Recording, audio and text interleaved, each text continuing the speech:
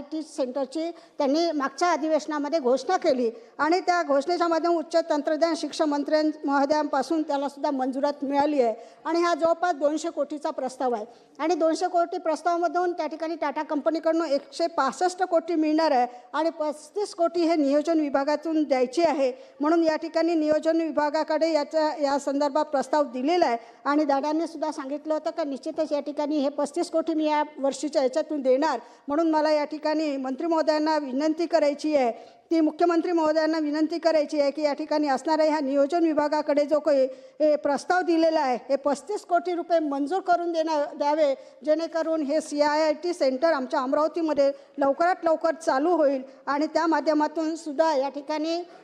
विद्यार्थ्यांना या ठिकाणी प्रशिक्षण केंद्र म्हणून अनेक मुलींना या ठिकाणी रोजगार प्राप्त होऊ शकते। म्हणून या 35 कोटी या बजेटमध्ये आपण मंजूर करावे अशी विनंती करते।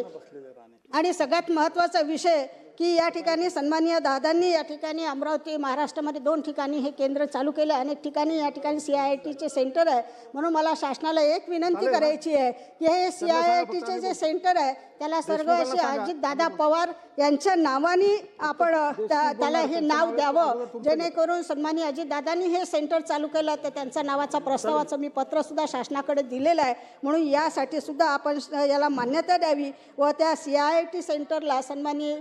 स्वर्गवासी अजितदादा पवार यांचं नाव द्यावं अशी या ठिकाणी शासनाला विनंती करते।